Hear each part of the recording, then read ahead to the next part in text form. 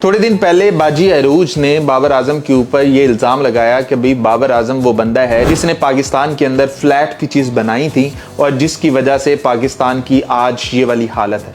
तो उसका जवाब मोहम्मद वसीम, वैसे तो अरूज बाजी जो हैं वो अभी कमेंट्री के अंदर आना शुरू हुई हैं, लेकिन मोहम्मद वसीम वहाँ पर सेलेक्टर था पाकिस्तान का, तो वो कहता है कि ये बाबर आजम नहीं था। बाबर आजम ने तो वहां पर कहा था कि यहाँ पर टर्निंग ट्रैक बनाओ, जिसके ऊपर रमीज राजा ने भी कहा कि बाबर आजम चाहता था कि टर्निंग ट्रैक बनाया जाए, लेकिन हमारा जो पिच बनाने वाला है वो कहता था कि ये नहीं बन पाएंगे, और वो साथ में ये वाला भी देता था कि आईसीसी ये मैचेस देख रहा होता है तो पाकिस्तान को कहीं फाइन ना हो जाए। मतलब इस तरह के वो एक्सक्यूज देता होता था। मोहम्मद वसीम ने भी कहा कि पिच बनाने वाले ने ये किया, रमीज राजा ने भी कहा कि पिच बनाने वाले ने ये किया। तो भाई वो पिच बनाने वाला कौन था? जो कि रमीज राजा, जो कि पाकिस्तान क्रिकेट बोर्ड का चेयरमैन था, इससे ज्यादा अथॉरिटी रखता था। वो पर्ची किसकी थी? था वो पाकिस्तानी, इतना पता है हमें, लेकिन वो कौन था? मतलब वो उसकी कितनी कोई बड़ी पर्ची थी, उसके पीछे हाथ कौन सा था कि आपने उसे निकाला क्यों नहीं और उसकी जगह बाहर से बंदा लेकर आए क्यों नहीं?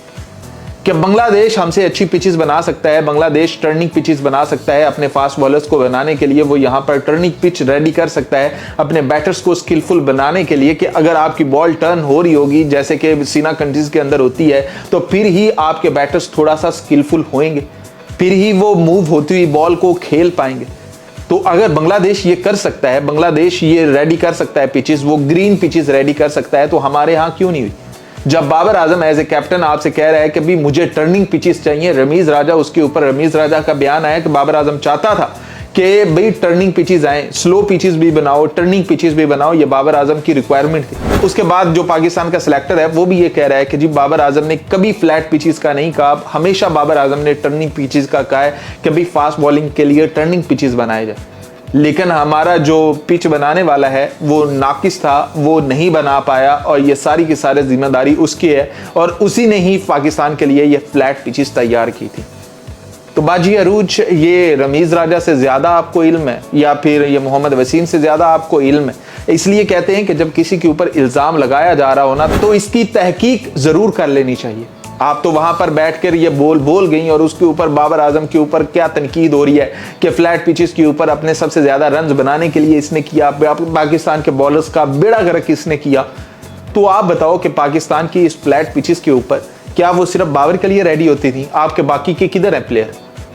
आपके प्लेयर कहां है? बाबर ने जो फ्लैट पिचेस बनाई कि मैं ज्यादा स्कोर यहां पर बनाऊंगा, तो बाबर आजम ने तो स्कोर बनाए, बाबर आजम के तो सीना कंट्रीज के अंदर भी स्कोर हैं, आपके बाकी प्लेयर्स किधर?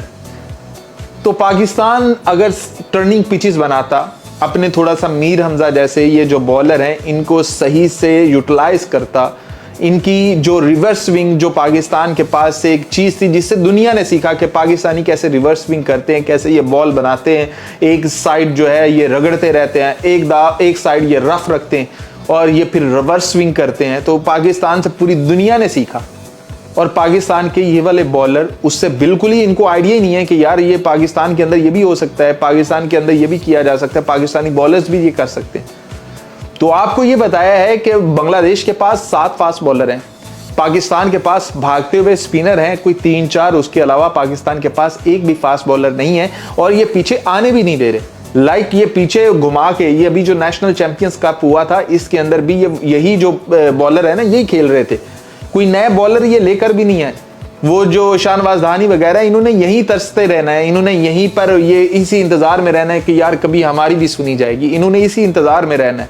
मोहम्मद मूसा हो गया, हसनैन हो गया, ये सारे इसी तरह से तबाह बर्बाद हो जाएंगे। तो आपके यही वाले जो नाम है यही खेलते रहेंगे, ना आप इनके स्किल सेट सही करने में मदद करोगे, ना ही नए बच्चे आनंद होगे, और इसी तरह जो तबाही की जिम्मेदारी है वो सारी की सारी बाबर आजम पर डालते रहेंगे कि जो किया है बाबर ने किया।